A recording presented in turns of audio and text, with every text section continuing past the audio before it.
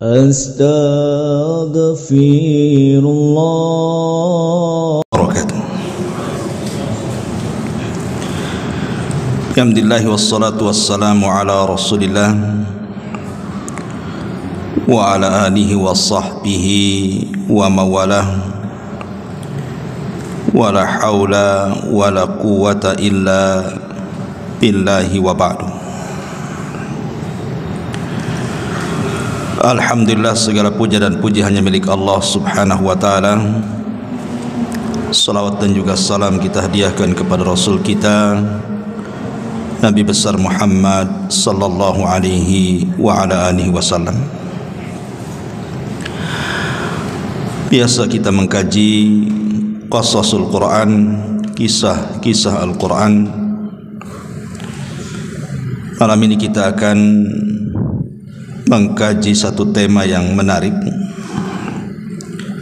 tentang 6 kelompok ataupun kondisi 6 kelompok kelak pada hari kiamat. Dari mana kita dengan posisi mereka pada hari kiamat? Ma'asyiral muslimin yang dimuliakan Allah subhanahu wa ta'ala, sesuatu yang wajib kita imani dan yang mengkufurinya bisa kufur adalah beriman dengan adanya hari akhir. Karena beriman dengan adanya hari akhir satu di antara rukun-rukun iman. Lah di antara beriman kepada hari akhir itu termasuk juga beriman dengan kejadian-kejadian dan peristiwa yang terjadi kelak pada hari kiamat setelah kematian kita. Ada beberapa kelompok yang dikelompokkan oleh Allah subhanahu wa ta'ala. Apakah kelompok-kelompok ini layak masuk surga, ataukah kelompok ini tidak layak masuk surga? Inilah yang kita akan bahas, 6 kelompok pada hari kiamat, kemana tempat kembali mereka. Ma'asyiral muslimin yang dimuliakan Allah subhanahu wa ta'ala, tidak panjang mukaddimah, kita langsung saja yang pertama, Ashabul Fatrah. Ashabul Fatrah atau orang-orang yang hidup di masa fatrah. Apa itu fatrah? Disebutkan dalam surah Al-Maidah ayat ke-19. Allah subhanahu wa ta'ala berfirman di dalam Al-Quran, ya ahlal kitab qad ja'akum rusuluna yubayyinu lakum ala fatratin minar rusul an taqulu ma ja'ana min basyirin wa nadhir faqad ja'akum basyirun wa nadhir wallahu ala kulli syai'in qadir. Wahai ahli kitab, sesungguhnya Rasul kami telah datang kepada kamu menjelaskan syariat kami kepadamu ketika fatrah. Di sini ada kalimat fatrah, maksudnya terputus pengiriman rasul-rasul. Agar kalian mengatakan tidak ada datang kepada kami seorang pembawa berita gembira ataupun pemberi peringatan. Sesungguhnya telah datang kepadamu pembawa berita dan pemberi peringatan, dan Allah atas segala sesuatu maha mampu.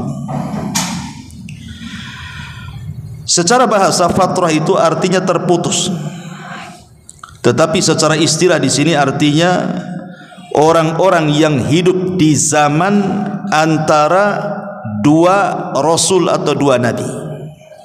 Jadi ajaran rasul yang sudah lewat, sudah hilang, sementara rasul yang akan datang belum muncul. Lah ashabul fatrah ini berada di tengah-tengah tuh. mau mengikuti ajaran yang lama sudah hilang, mau mengikuti ajaran yang baru belum ada nabinya. Berarti fatrah itu hidup di antara kekosongan para nabi dan rasul. Itulah yang disebut dengan ashabul fatrah. Sebagian para ulama mengkiaskan ashabul fatrah ini kepada orang-orang yang hidup di pedalaman, mungkin di tengah hutan, tidak ada ustaz datang ke situ, tidak ada pendakwah datang ke situ, mereka tidak kenal apa itu Quran. Mereka hidup ya dari kecil, kemudian sampai dewasa, sampai tua, sampai mati ya di hutan itu saja. Tidak kenal apa itu Islam karena tidak ada yang menyampaikan Islam kepada mereka.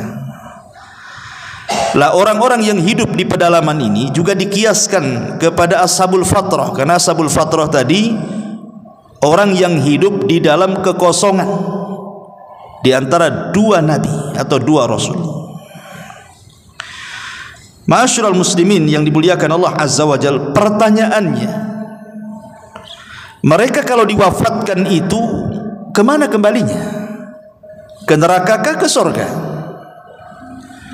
Ini yang kita akan bahas ashabul fatrah ini. Kita akan baca satu hadis. Hadis ini dikeluarkan oleh Al-Imam Ahmad dalam musnadnya dan disahihkan oleh Syekh Nasiruddin Al-Albani rahimahullahu ta'ala dari Al-Aswad ibni Sari. Kita baca. Anil Aswad ibni Sari anna Nabiyallahi sallallahu alaihi wasallam qala arba'atun yaumal qiyamati. Dari Aswad ibn Sari bahwa Nabi sallallahu alaihi wasallam bersabda, pada hari kiamat ada 4 orang yang akan mengadu kepada Allah Azza wa Jalla. Yang pertama, rajulun asam la yasma'u syai'an. Pertama yang akan mengadu kepada Allah Subhanahu wa taala adalah orang yang tuli, enggak bisa dengar. Sama sekali tidak bisa dengar, dari lahir sudah tuli dia. Orang tuli yang tidak bisa dengar Quran, enggak bisa dengar ceramah, orang tuli. Kemudian juga yang kedua, warajulun ahmak, orang yang dungu. Nanti apa maksudnya orang dungu kita jelaskan. Ataupun dengan kata lain, orang yang pandir. Kemudian warajulun haramun. Kemudian yang ketiga, orang yang pikun. Kemudian yang keempat, warajulun mata ala fatratin, dan seseorang yang meninggal di masa fatrah. Nah, disinilah kalimatnya fatrah nih. Hidup di masa kekosongan para nabi dan rasul. Fa ammal asam, adapun orang tuli, fayaqulu rabbi laqad ja'al islam wa ma asma'u syai'an. Adapun orang tuli akan mengatakan, ya Rabb, agama Islam memang sudah datang kepadaku. Masalahnya aku tidak bisa mendengar. Aku tidak bisa mendengar Quran, aku tidak bisa mendengar hadis dibacakan, aku tidak bisa mendengar orang ceramah. Macam mana ini? Ya. Kemudian yang kedua, wa ammal ahmaq fayaqulu rabbi laqad ja'al islam was-sibyan yakhdimunani bil ba'ri. Adapun orang yang pandir, agak sedikit gila-gila, memang sudah datang Islam kepadaku, tapi anak-anak melempari aku dengan batu. Ya, orang gila. Ya. Kemudian yang ketiga, wa ammal haram, adapun orang pikun, fayaqulu rabbi laqad ja'al islam wa ma'aqilu syai'an. Adapun orang pikun akan mengatakan, ya Rabb, memang Islam datang kepadaku sementara aku dalam keadaan tidak berakal. Cemana ini? Aku tidak berakal, hilang ingatan. Kemudian yang terakhir, wa ammal ladzi mata fil fatrati, Adapun orang-orang yang hidup di zaman kekosongan Rasul tadi, kosongan Nabi tadi, fayaqul, dia mengatakan, Rabbi ma atani laka rasulun fayakhudhu mawathiqahum liyuti'ahu fayursilu ilaihim anidkhulun nar. Qala fawalladhi nafsu Muhammadin biyadi law dakhaluha lakanat alaihim bardan wa salaman. Adapun yang terakhir, Ashabul Fatrah mengatakan, ya Rabb, tidak ada seorang rasul pun yang datang kepadaku. Tidak ada rasul. Aku akan mengambil ajaran yang mana? Rasul aja tidak ada. Maka Allah Subhanahu wa taala mengambil perjanjian mereka bahwa mereka benar-benar akan mentaati perintah Allah Subhanahu wa taala. Jadi 4 orang ini dikumpulkan di Arasat, di sebuah padang yang sangat luas. Pertama, rombongan orang-orang tuli. Yang kedua, rombongan orang-orang gila. Yang ketiga, rombongan orang-orang yang sudah pikun. Dan yang keempat, rombongan orang-orang yang hidup di masa fatrah. Maka Allah buat perjanjian kepada mereka, baik, aku akan uji kalian. Siap enggak kalian mentaati ujianku, kata Allah. Maka semua manusia di situ, yang 4 kelompok tadi mengatakan, ya, kami siap. Apa yang terjadi? Maka dijelaskan di sini, fayursilu ilaihim, maka akan diutus kepada mereka neraka yang menyala-nyala, kemudian lehernya keluar. Neraka itu punya leher, lehernya keluar. Kemudian Allah Subhanahu wa taala mengatakan, masuklah kalian ke dalam neraka itu. Kalau seandainya mereka masuk ke dalam neraka, hakikatnya mereka masuk ke dalam surga. Tapi orang-orang yang enggan masuk ke dalam neraka itu, berarti dialah yang masuk neraka. Makanya di sini Nabi SAW mengatakan, demi zat yang jiwa Muhammad berada di tangannya, seandainya mereka memasukinya, sesungguhnya neraka itu menjadi sejuk dan selamat bagi mereka. Itulah ujian mereka, Ashabul Fatrah. Karena yang namanya manusia, ikhwatu fiddin, walaupun tidak punya agama, tidak punya keyakinan, pasti di situ ada orang baik, di situ ada orang jahat. Walaupun tidak punya agama tuh, Ashabul Fatrah itu pasti ada orang baiknya. Ya mungkin baik dengan temannya, baik dengan tetangganya, dan secara tabiat pasti ada orang jahatnya di situ. Makanya diuji seperti itu. Disediakan neraka, kemudian disuruh masuk. Kalau mereka mentaati Allah dan mereka masuk, selamat mereka. Tapi kalau mereka tidak mau masuk, mereka tidak selamat. Kenapa kemudian seperti itu? Karena kaidah Al-Quran yang disebutkan dalam surah Al-Isra ayat 15 itu, wa ma kunna mu'adzibina hatta nab'atsa rasulah. Kami tidak akan mengadab siapapun sebelum Rasul diutus kepada mereka. Dan itu keadilan Allah. Allah itu maha adil, tidak mungkin mengadab sebuah kaum kalau Rasul tidak diutus di situ. Makanya setiap orang yang masuk ke dalam neraka akan ditanya oleh Allah Subhanahu wa taala. Sebagaimana Allah Subhanahu wa taala mengatakan, kullama ulqiya fiha faujun sa'alahum khazanatuhum. Setiap kali sekumpulan orang-orang kafir itu dilempar ke dalam neraka, maka malaikat-malaikat penjaga neraka akan mengatakan, alam ya'tikum nadhir, bukankah sudah datang kepada kalian pemberi peringatan? Qalu, mereka mengatakan, bala, ya sudah sampai. Qad ja'ana nadhirun, peringatan itu sudah sampai kepada kami. Fakadzabna, kami pun mendustakannya. Artinya bahwa kalau seandainya mereka mengatakan tidak ada nabi yang sampai kepada kami, berarti Allah Subhanahu wa taala zalim menghadap mereka. Karena bagaimana mengadab sebuah kaum yang belum datang peringatan kepada mereka? Makanya Allah Subhanahu wa taala akan bertanya kepada penuh neraka, bukankah sudah datang kepada kalian para rasul? Mereka mengatakan, ya sudah pantas kalian diazab. Karena Allah Subhanahu wa taala tidak mungkin zalim. Karena Allah Subhanahu wa taala zat yang maha adil. Ma'asyiral muslimin yang dimuliakan Allah Subhanahu wa taala. Ini yang pertama, ashabul fatrah. Yang kedua, ashabul a'raf. Dalam Quran itu ada surat namanya surah Al-A'raf. Apa Al-A'raf itu? Disebutkan di dalam surah Al-A'raf ayat 46 sampai 49. Kita baca ayatnya. Allah Subhanahu wa taala mengatakan, wa bainahuma hijabun wa 'alal a'rafi rijalun ya'rifuna kullam bisimahum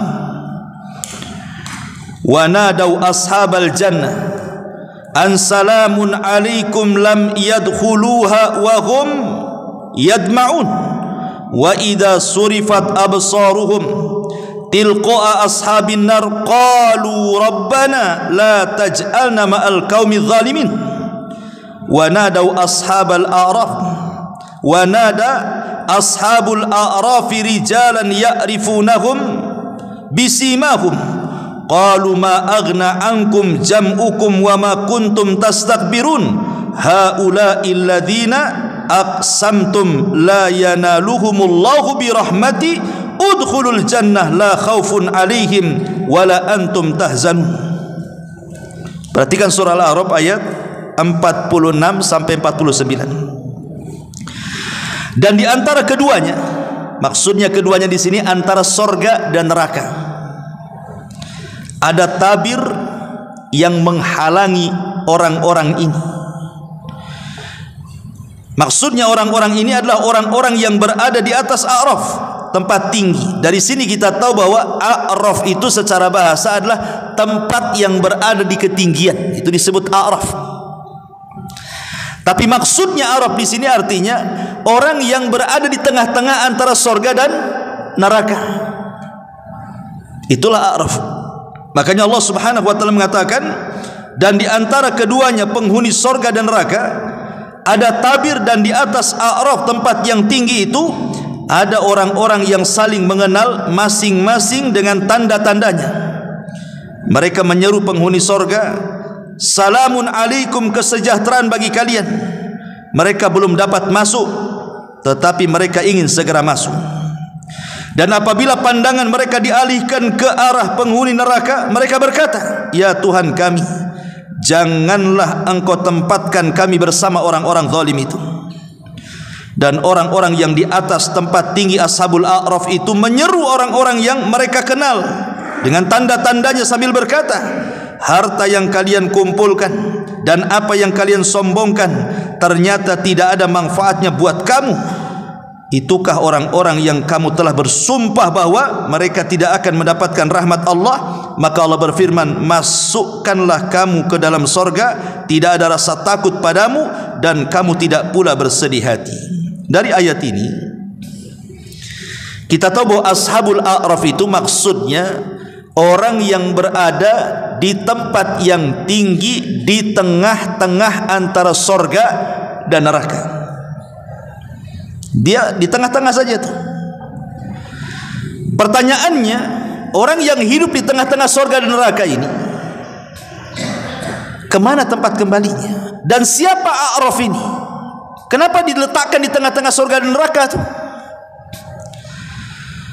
Baik, kita akan mengambil beberapa pendapat para ulama.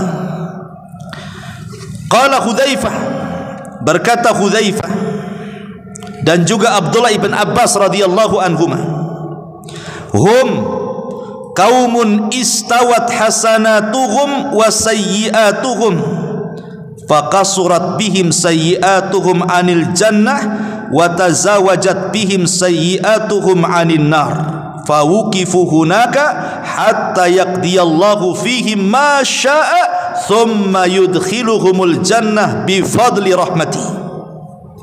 Menurut Hudzaifah ibn Yaman dan Abdullah ibn Abbas, Ashabul A'raf itu artinya orang-orang yang antara kebaikan dan keburukannya itu sama. Kebaikannya 50%, keburukannya 50%. Dia sama saja tuh, di tengah-tengah. Kebaikannya tidak lebih, keburukannya juga tidak lebih, sama. Lah kebaikan yang 50% ini menghalangi dia dari masuk ke dalam neraka, tapi keburukan yang 10% ini menjadikan dia tidak masuk surga. Makanya di tengah-tengah tuh. Tetapi setelah kemudian mereka dihisab, dan mereka dihisab paling terakhir. Setelah semua dihisab, mereka paling terakhir. Tetapi Allah Subhanahu wa ta'ala memasukkan mereka ke dalam surga dengan rahmatnya. Dari sini kita tahu Ashabul A'raf itu walaupun mereka dihisab paling terakhir, tapi ujung-ujungnya masuk surga dengan rahmat Allah Subhanahu wa ta'ala. Karena masuk surga itu bukan karena keadilan Allah, tidak. Orang masuk surga itu karena rahmat. Kenapa karena rahmat? Kenapa bukan karena keadilan? Karena seandainya kita ini melakukan sujud dari mulai lahir sampai mati, kita jadikan untuk sekali sujud kepada Allah, tidak pernah maksiat, itu belum bisa kita ini mensyukuri nikmat Allah Azza wa Jalla. Makanya Allah mengatakan kalla lamma yaqdima amarahu dalam surah Abasa. Sekali-kali manusia itu tidak sanggup menjalankan semua perintah Allah. Artinya kalau seandainya kita tidak pernah bermaksiat kepada Allah, kita habiskan hidup kita untuk ibadah, itu belum bisa mensyukuri nikmat Allah. Sebab itulah makanya semua manusia, hatta para nabi, hatta Nabi kita Muhammad sallallahu alaihi wasallam saja masuk surga bukan karena amalannya. Padahal kita tahu Nabi sallallahu alaihi wasallam itu luar biasa ibadahnya. Tapi ibadah Nabi tidak bisa memasukkan Nabi ke surga dengan ibadahnya. Tetap Nabi juga masuk surga karena rahmatnya. Dan itu berdasarkan hadis. Termasuk engkau wahai Rasul? Ya, termasuk saya. Saya pun dimasukkan surga oleh Allah karena rahmatnya, bukan karena amalannya. Tetapi rahmat itu diraih karena amalan. Ma'asyiral muslimin yang dimuliakan Allah Azza wa Jalla, ini pendapat yang pertama. Kemudian juga disebutkan oleh Ibnu Mas'ud radhiyallahu an, beliau mengatakan, siapa Ashabul A'raf itu? Man istawat hasanatuhu wa sayyi'atuhu kana min ashabil a'raf fawuqifu 'ala sirat. Orang-orang yang sepadan kebaikan dan keburukannya, itulah Ashabul A'raf, dan mereka akan diberdirikan di atas titian siratal mustaqim. Karena titian itu kan tengah-tengah antara surga dan neraka tuh. Ya. Tengah-tengah antara surga dan neraka tuh. Bawahnya neraka, setelahnya surga. Nah, di tengah-tengah ada di situ. Tsumma arafu ahlal jannah wa ahlan nar. Kemudian Ashabul A'raf ini memandang, terkadang sekali-kali memandang penduduk surga dan sekali-kali memandang penduduk neraka.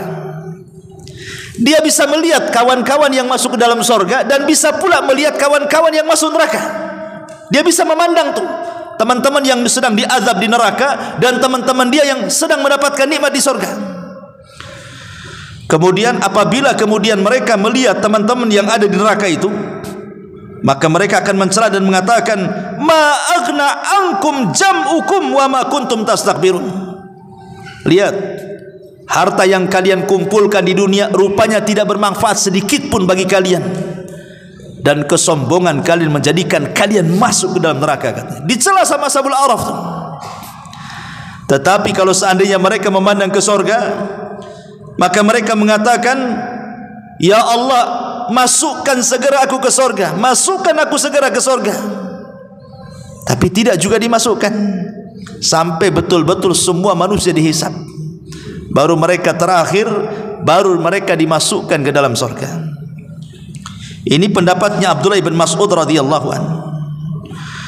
Tetapi ada juga pendapat-pendapat yang lain Ashabul A'raf itu, seperti Imam dikatakan, Mereka adalah kaumun kharaju fil ghazwati bi ghairi idni abaihim. Mereka adalah orang-orang yang keluar jihad, berjihad di jalan Allah, berperang, tapi mereka tidak mendapatkan izin orang tuanya. Kemudian mereka mati syahid.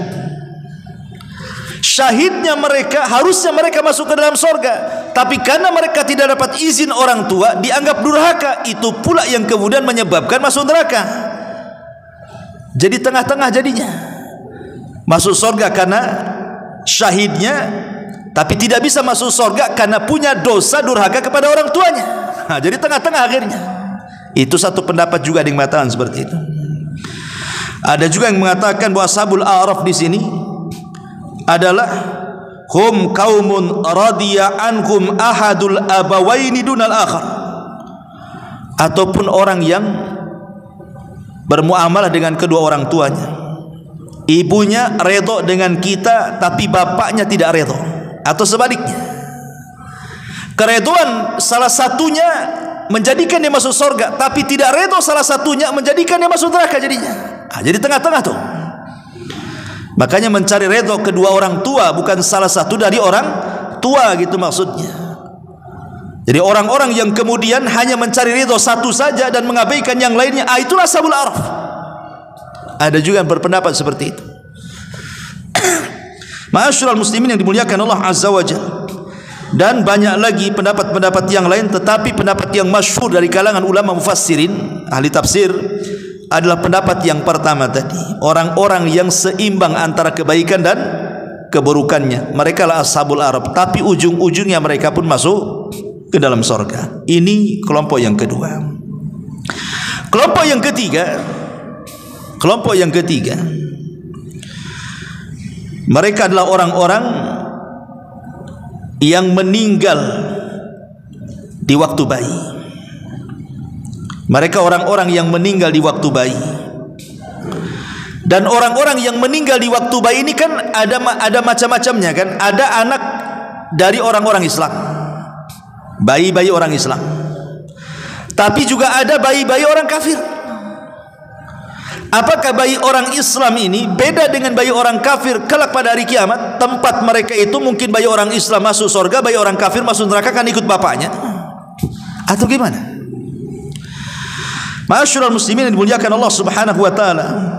Adapun masiru atfalil muslimin, kembalinya anak-anak kaum muslimin yang meninggal sebelum balik, maka sepakat para ulama, kata Imam Ibnu Katsir, fa amma wildanul mu'minina fala khilafa bainal ulama. Adapun bayi-bayi orang mukmin yang meninggal di waktu kecil, tidak ada khilaf ulama, mereka masuk surga.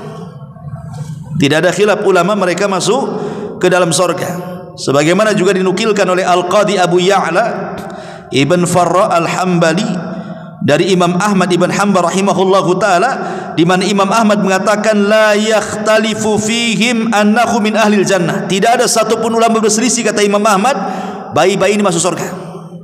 Yang diperselisihkan para ulama adalah bayi-bayinya orang kafir. Kemana tempat kembalinya tuh bayi-bayi orang kafir itu? Pendapat yang pertama, annahum fil jannah, mereka tetap masuk surga, sama dengan bayi-bayi orang-orang yang beriman, karena mereka terlahir fitrah tidak punya dosa. Lalu apa sebabnya mereka masuk neraka? Orang masuk neraka itu karena punya dosa. Bayi ini belum punya dosa, maka mereka di surga. Kemudian pendapat yang lain, annahum alal a'raf, mereka dikategorikan sebagai ashabul a'raf dalam kelompok yang kedua. Mereka masuk dalam ashabul a'raf, kelompok yang kedua. Ini satu pendapat. Pendapat yang kedua, annahum ma'a abaihim finnar, tetap bayi-bayi orang kafir ikut bapaknya di neraka. Dan ini pendapat yang dinasabkan kepada Al-Qadi Abu Ya'la. Kemudian juga pendapat yang ketiga, tawakuf, tidak mau mengatakan bayi-bayi orang kafir di sorga, ataupun tidak mau mengatakan bayi-bayi orang kafir di neraka. Seperti ucapan Hammad ibn Zaid, Hammad ibn Salamah, Al-Imam Al-Mubarak, Ibnul Mubarak, kemudian Imam Ishaq ibn Rahawi dan yang lainnya mengatakan, aku tidak bisa memastikan apakah mereka di surga atau neraka. Tawakuf, diam, tidak mau berpendapat. Kemudian pendapat yang keempat, annahum khadamu ahlil jannah, mereka adalah masuk ke dalam surga tapi akan jadi pembantu, akan menjadi pembantu-pembantu penduduk surga. Seperti Allah mengatakan dalam Al-Quran, wildanun mukhalladun bi aqwabin wa abarika wa ka'sim min ma'in. Mereka akan dijadikan anak-anak yang kemana-mana bawa gelas, bawa teko, melayani orang-orang yang ada di surga itu. Itu pendapat yang keempat. Mereka adalah khadamu ahlil jannah. Dan ini dikatakan oleh Syekhul Islam Ibn Taimiyah rahimahullahu ta'ala dalam Majmu'ul Fatawa, dan mengatakan la asla li hadzal qaul, walaupun kata Ibnu Taimiyah tidak ada dalilnya katanya, tapi ya pendapat dinukilkan saja ya. Kemudian yang kelima, annahum yumtahanuna fil akhirah. Ada yang berpendapat bayi-bayi orang kafir sama dengan kelompok pertama ashabul fatrah, diberikan ujian oleh Allah Subhanahu wa ta'ala. Tetapi kesimpulannya saya mengambil pendapat Imam Nawawi. Ma'ruf Imam Nawawi imamnya mazhab Syafi'i. Semua mazhab Syafi'i pasti mengacu kepada pendapat Imam Nawawi ya. Qala an-Nawawi rahimahullahu ta'ala ba'da an haka aqwal al-ulama'i fihim was-salis was-sahih alladhi dhahaba ilaihi al-muhaqqiquna annahum min ahlil jannah. Pendapat Imam Nawawi setelah menjelaskan perselisihan yang banyak sekali yang saya sebutkan tadi, beliau mengatakan bayi-bayi orang kafir itu sama dengan bayi-bayi orang yang beriman, mereka akan masuk ke dalam surga. Artinya kembalinya ke surga. Ini kelompok yang ketiga. Kita masuk kelompok yang keempat, orang-orang kafir dan orang-orang musyrik. Mereka mati di atas kekafiran dan mati di atas kesyirikan. Maka Allah Subhanahu wa ta'ala dengan tegas mengatakan dalam surah Al-Baqarah ayat 6, innal ladzina kafaru min ahlil kitabi wal musyrikina fi nari jahannama khalidina fiha.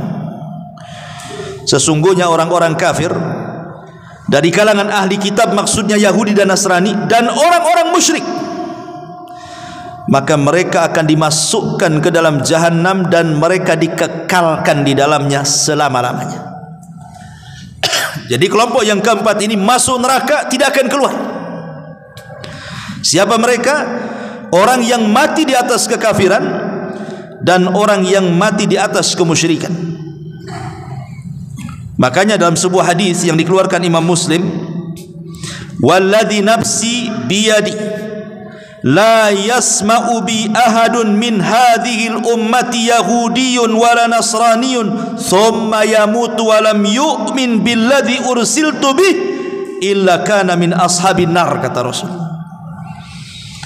Demi zat yang jiwaku berada di tangannya, kata Rasul, tidaklah satu pun kalangan Yahudi ataupun Nasrani yang mendengar kedatanganku kau tidak beriman, maka mereka tidak akan selamat. Mereka menjadi para penghuni neraka. Jadi kelompok yang keempat sudah jelas, orang kafir, orang musyrik, kalau mati tidak bertobat, maka mereka masuk ke neraka dan dikekalkan di dalamnya. Dan ayat-ayat tentang kekekalan mereka banyak. Innalladzina kafaru wa kadzdzabu bi ayatina ulaika ashabul nar hum fiha khalidun. Orang-orang yang kafir, yang mendustakan ayat-ayat kami, mereka masuk ke dalam neraka dan mereka kekal di dalamnya. Dan banyak lagi ayat-ayat yang bicara soal ini. Kemudian yang nomor 5, orang-orang yang beriman. Orang-orang yang beriman inilah kemudian terbagi menjadi 3. Orang-orang yang beriman terbagi menjadi 3. Ma'asyiral muslimin yang dimuliakan Allah Subhanahu wa ta'ala, siapa mereka terbagi menjadi 3 ini?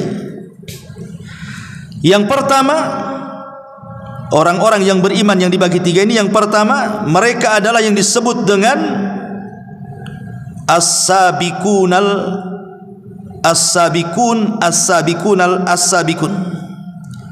Saya baca dulu ayatnya. Dalam surah Fatir 32, dalam surah Fatir 32 disebutkan tiga kelompok orang-orang yang beriman ini. Summa awrathnal kitabal ladina astafaina min ibadina faminhum zalimun li nafsi wa minhum muqtasid wa minhum sabiqum bil khairati biidznillah. Kemudian kami wariskan Alkitab, maksudnya Al-Quran, kepada hamba-hamba pilihan kami. Kemudian orang-orang yang beriman terhadap Quran ini terbagi menjadi tiga. Faminhum zalimun li nafsi, di antara mereka ada yang mendolimi diri mereka. Ini yang pertama. Kemudian yang kedua, di antara mereka muqtasid, tengah-tengah. Kemudian yang ketiga, wa minhum sabiqun bil khairat, dan yang ketiga orang-orang yang berlomba-lomba dengan kebaikan dengan izin Allah Subhanahu wa taala. Baik, kita rinci satu-satu. Ma'asyiral muslimin yang dimuliakan Allah Subhanahu wa taala. Adapun yang pertama, disebutkan para ulama yang qasimun nas yaumal qiyamah ila thalathati asnaf.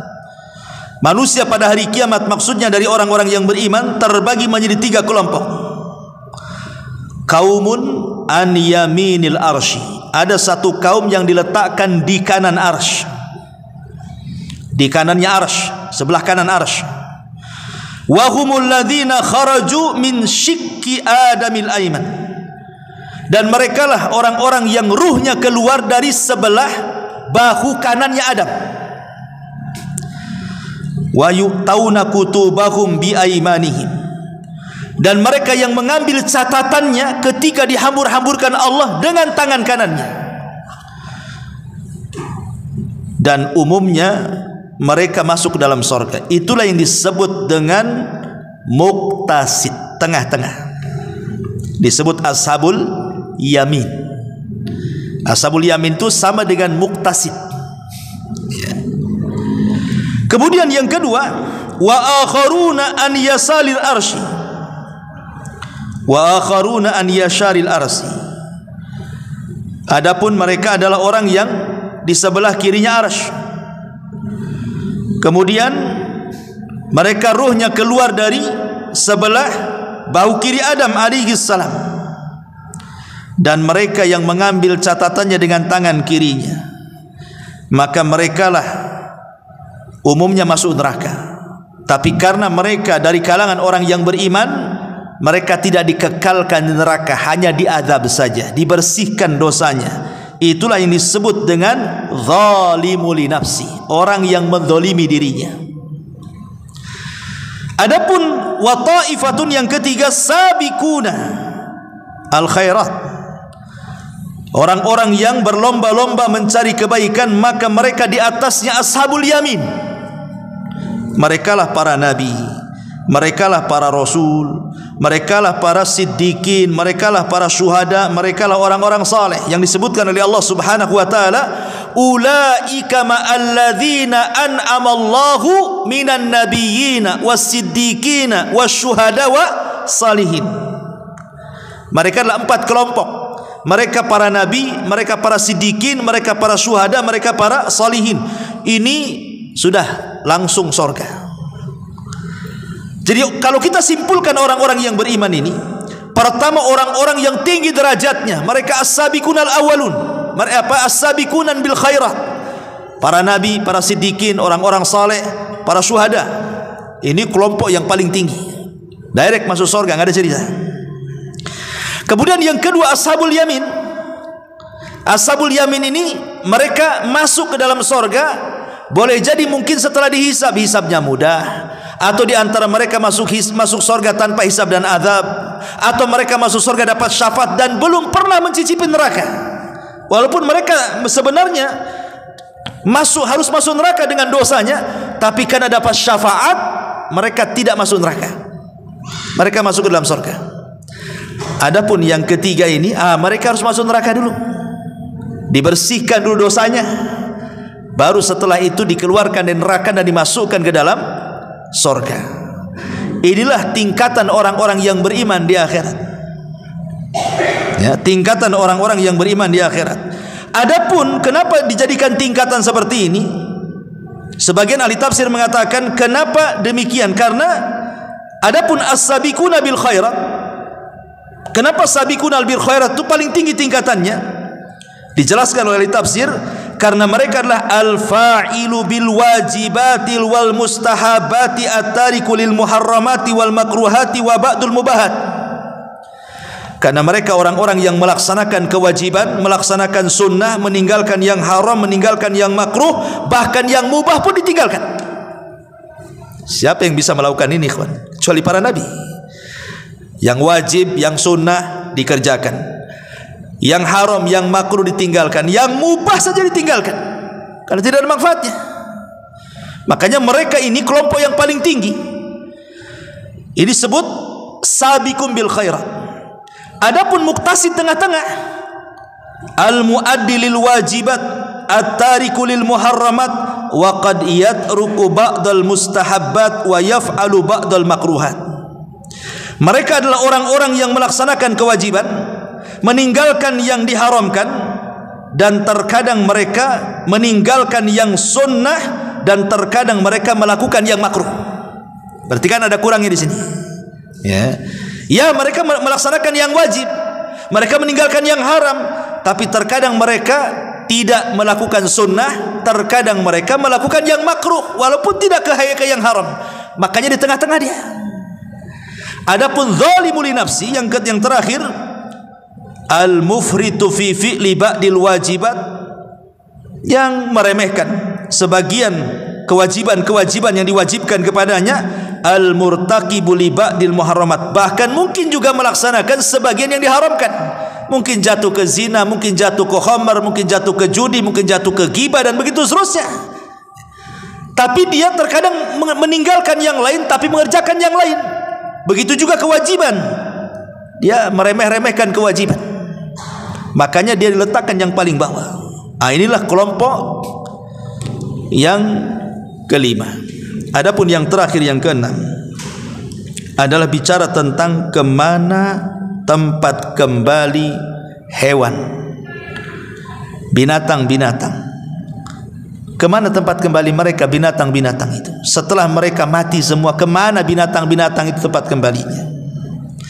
Ma'asyiral muslimin yang dimuliakan Allah Subhanahu wa taala, karena Allah mengatakan wa idzal wuhushu husyirat, karena pada hari kiamat semua binatang akan dikumpulkan. Di sini Allah Subhanahu wa taala menyebutkan binatang yang paling buas dulu. Wa idzal wuhush itu binatang buas, artinya Allah hanya menyebutkan sebagian untuk secara keseluruhan. Jadi semua akan dikumpulkan, dari yang buas sampai ke yang jinak. Semua dikumpul. Tidak ada satupun binatang yang hidup di bumi kecuali akan berkumpul di padang mahsyar. Untuk apa? Karena kenapa kemudian mereka kok dibangkitkan juga? Ini disebutkan dalam Al-Quran surah Al-An'am, wa amma wa ma min dabatin fil ardi wala ta'irin yatiru bijanahaihi illa umamun amsalukum ma farratna fil kitabi min syai'in thumma ila rabbihim yuhsyarun. Dan tidaklah binatang yang melata di bumi, tidak pula burung yang terbang dengan kedua sayapnya, kecuali mereka juga umat sama seperti kalian. Dan kami tidak pernah meninggalkan sedikit pun kecuali sudah jelas dalam Quran. Kemudian mereka pada hari kiamat akan kembali kepada Rabb mereka. Untuk lebih jelas lagi, kita baca hadis Abu Hurairah radhiyallahu anhu yang dikeluarkan oleh atau yang disahihkan oleh Syekh Albani rahimahullahu taala dalam kitabnya Silsilatus Shahihah. Dari hadis Abi Hurairah radhiyallahu anhu, Nabi sallallahu alaihi wasallam mengatakan, la tu'addunnal huquq ila ahliha yaumal qiyamah hatta yuqada lisyatil jalha minasyatil qarna. Sungguh kalian akan mengembalikan hak-hak yang kalian rampas di dunia kelak pada hari kiamat. Artinya akan ada kisos pada hari kiamat. Dan inilah keadaan Allah. Sebab kalau tidak ada kisos pada hari kiamat, tidak ada hisab pada hari kiamat, enak kali orang zalim itu. Mereka menzalimi orang, tapi mereka tidak diapa-apain di dunia, tidak dapat apa-apa, di akhirat tidak dapat apa-apa. Enak sekali mereka. Makanya orang-orang zalim itu, seandainya di dunia Allah Subhanahu wa taala tidak balas, bukan berarti mereka selamat, tidak. Di akhirat ada hak yang mereka akan dituntut oleh orang-orang yang pernah dizaliminya. Kemudian Rasul mengatakan sampai kepada binatang. Binatang juga ada hisabnya, ada kisosnya. Sampai-sampai kata Rasulullah, hatta yuqada lisyatil jalha minasyatil qarna. Sampai-sampai kambing yang tidak bertanduk, yang ditanduk-tanduk oleh kambing yang bertanduk di dunia, maka mereka akan balik menanduk di akhirat. Jadi kalau seandainya ada kambing yang bertanduk, nanduk kawan yang tidak bertanduk, mungkin yang jantan, yang betina tidak bertanduk, ditanduk pula kawannya. Nanti pada hari kiamat tanduknya akan diambil, kemudian diletakkan kepada kambing yang tidak bertanduk. Kemudian Allah katakan, tanduk dia sebagaimana dia menanduk kamu di dunia. Berapa banyak dia menanduk, kau tanduk sebanyak itu. Begitu maksudnya. Ini permisalan saja kambing. Artinya semua binatang semua akan dikisas. Karena kita tahu bahwa binatang ini mereka biasa di alam liar itu. Mereka hidup di rimba, ikhwan. Kadang-kadang harimau ya memakan kancil dan begitu seterusnya kan. Buaya makan apa dan begitu seterusnya. Nanti di hari kiamat yang pernah memakan binatang yang dia akan dimakan dengan binatang yang pernah dimakannya. Itu sebagai kisosnya. Tetapi kalau semua, dan itu dalam bentuk keadilan ya, kalau semua sudah dikisos, binatang itu sudah mendapatkan keadilan, lalu kemana tempat kembali mereka? Pertanyaannya, apakah mereka masuk surga, dikumpulkan bersama manusia? Tidak. Setelah terjadi hisab, Allah Subhanahu wa taala katakan dalam sebuah hadis, kunu turaba, jadilah kalian tanah. Maka setelah terjadi kisos dan hisab bagi binatang, semua binatang jadi tanah. Artinya tidak ada yang masuk surga, tidak ada yang masuk neraka. Lah kisos-kisos binatang itu disaksikan manusia. Disaksikan manusia. Lah orang-orang kafir ketika melihat binatang-binatang itu, mereka jadi tanah setelah kisos dan hisab itu. Apa kata orang kafir disebutkan dalam surah An-Naba? Ya laitani kuntu turaba. Duhai kiranya ya Rabb, aku jadi tanah seperti binatang-binatang itu. Mungkin? Mustahil. Orang kafir harus dihisab. Ya. Ma'asyiral muslimin yang dimuliakan Allah Subhanahu wa taala. Dari sini kalau kita boleh simpulkan dari pengajian dari awal sampai akhir, ya, manusia itu sebenarnya terbagi menjadi 3. Cuman saya kan dirinci saja. Tapi globalnya sebagaimana disebutkan oleh Syekh Abdullah ibn Baz atau Syekh bin Baz rahimahullahu taala. Beliau mengatakan bahwa manusia itu sebenarnya cuman ada 3 kelompok di akhirat. Pertama orang kafir, jelas mereka akan diazab, masuk neraka, dikekalkan di dalamnya, termasuk orang musyrik di situ. Kemudian yang kedua, orang-orang yang beriman yang sampai ke taraf takwa, maka mereka direct masuk surga, tidak ada cerita. Kemudian yang ketiga, orang yang beriman yang dilumuri dosa. Maka orang-orang yang beriman yang dilumuri dosa ini, yang disebut dengan usat minal muwahhidin, ahli maksiat dari kalangan ahli tauhid, maka mereka akan diazab sesuai dengan kadar dosanya. Sesuai dengan kadar dosanya. Kalau seandainya dia di dunia umpamanya memakan harta anak yatim, maka jelas Allah mengatakan alladzina ya'kuluna amwalal yatama zulman innama ya'kuluna fi butunihim nara. Orang-orang yang memakan harta anak yatim di dunia, maka di akhirat dia akan makan api neraka di perutnya. Berarti jelas hukumannya. Atau seandainya mereka adalah orang-orang yang memakan riba, maka Allah mengatakan alladzina ya'kuluna riba la yaqumuna illa kama yatakhabbatuhu syaitanu minal mas. Illa kama yakumul ladina yatakhabbatuhu syaitanu minal mas. Orang-orang yang makan riba di dunia nanti pada hari kiamat seperti orang kesurupan, jungkir balik sana sini seperti orang kesurupan setan. Karena di dunia kalau orang sudah dikuasai riba, dia nggak kenal apa-apa, karena sudah terlampau nikmat dengan ribanya, seperti orang kesurupan. Itu juga dibangkitkan seperti itu. Atau orang yang sombong, maka akan dikecilkan badannya. Atau para peminta-minta, maka akan dihilangkan daging di mukanya, dan begitu seterusnya. Jadi para usad minal muwahhidin, kalangan ahli tauhid yang bermaksiat, maka mereka diazab sesuai dengan dosanya. Apabila sudah bersih dosanya, maka ahli sunnah wal jamaah tidak seperti khawarij dan tidak seperti mu'tazilah. Ahli sunnah wal jamaah mengatakan para pelaku dosa besar mereka tidak kafir di dunia dan mereka tidak kekal di akhirat. Tetapi orang khawarij mengatakan para pelaku dosa besar di dunia kafir, di akhirat masuk neraka dan tidak akan pernah keluar.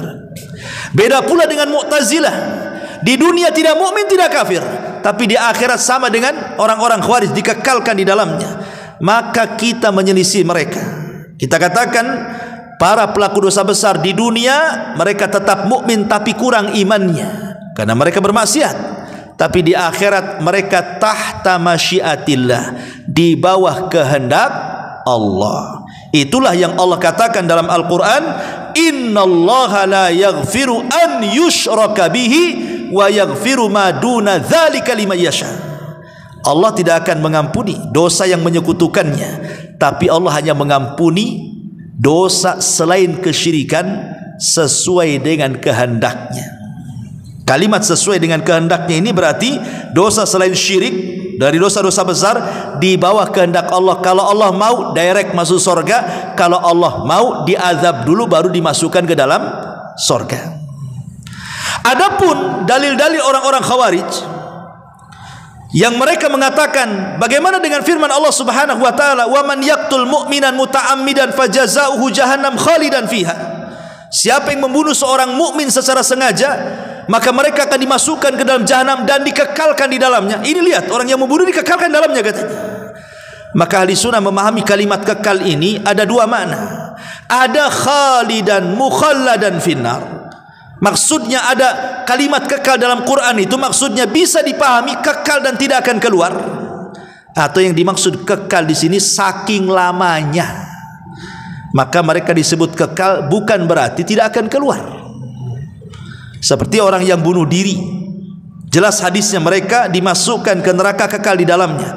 Maksudnya bukan orang yang bunuh diri seperti orang kafir musyrik masuk neraka nggak pernah keluar, bukan. Maksudnya mereka akan lama di neraka gitu maksudnya. Tapi ujung-ujungnya pun kalau masih ada keimanan sebidzarah, maka mereka akan dikeluarkan sebagaimana hadis yang ma'ruf, orang yang terakhir dari neraka, orang yang terakhir keluar dari neraka dan yang terakhir pula masuk surga. Ma'ruf hadisnya. Wallahu a'lam bishawab. Ini di antara 6 kelompok. Pertanyaannya, dari mana dari 6 kelompok ini posisi kita? Itu kembali kepada kita semuanya. Dan kita hanya berharap kepada Allah Subhanahu wa taala semoga kita tidak masuk dalam kelompok-kelompok yang jelas-jelas masuk neraka, atau mungkin dicuci dulu di neraka. Jadilah kelompok-kelompok yang kalau masuk itu tanpa hisab. Karena hisab itu ada 3. Ada orang yang masuk surga tanpa hisab, ada orang masuk surga dihisab tapi hisabnya mudah, tapi ada juga yang masuk surga tapi hisabnya sulit. Ya. Dan kita mudah-mudahan kalaupun kita tidak masuk kepada kelompok yang tanpa hisab, minimalnya masuk kepada kelompok yang hisabnya mudah. Lalu apa bedanya hisab mudah dengan hisab sulit itu? Kalau hisab mudah itu disebutkan dalam hadis, orang-orang yang dihadapkan kepada Allah Azza wa Jal, dia mengakui dosanya. Dia mengakui dosanya, tidak ada yang diingkari dosanya. Apabila Allah katakan kau berzina, ya aku berzina. Kau mencuri, ya aku mencuri. Kau membunuh, ya aku membunuh. Kau tidak solat, ya aku tidak solat. Pokoknya setiap ditanya dosanya, dia tidak mengelak. Itulah hisabnya mudah. Tapi yang hisabnya sulit itulah yang suka ngelak-ngelak tuh. Kau berzina, ya Tak berzina. Kau tidak solat. Kamu maling. Kapan aku maling? Kau korupsi? Tidak.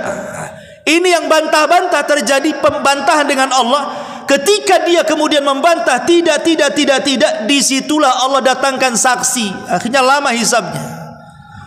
Didatangkan saksi, bumi jadi saksi. Yauma idzin tuhadditsu akhbaraha. Pada hari itu bumi akan menghabarkan beritanya. Bumi akan jadi saksi, kata bumi. Kata siapa kau tak berzina? Kau berada di bumiku, aku tahu kau berzina. Ya. Malaikat akan bersaksi, kata Raqib Atid, aku catat lo kau berzina. Kau bilang aku tak berzina pula. Sampai kepada kulit kita ini akan bersaksi. Kulit kita ini akan bersaksi dan mengatakan, kata kulit, iya memang badan ini berzina, badan ini mencuri, badan ini korupsi, badan ini itu. Sampai badannya protes sama kulit. Kulit, lima syahidtum alaina, kenapa kau tak bela badanmu? Apa kata kulit? Antaqanallah, kata Quran tuh. Kulit mengatakan apa? Macam mana saya akan bela badan yang membuat aku bicara Allah, katanya. Apalagi tangan akan bicara. Memang mulut terkunci, tapi Allah katakan yauma nakhtimu ala afwahihim wa tukallimuna aydihim wa tashhadu arjuluhum. Mulut memang terkunci, tangan pula bicara. Saksi banyak di mana-mana. Ini hisab sulit nih. Suka bantah-bantah nih. Ya. Dan kalau sudah sulitnya, alamat dia masuk neraka. Ya.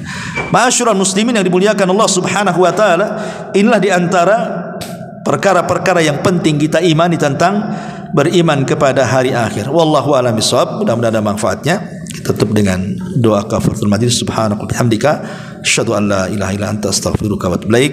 Allahu ta'ala alam. Assalamualaikum warahmatullahi wabarakatuh.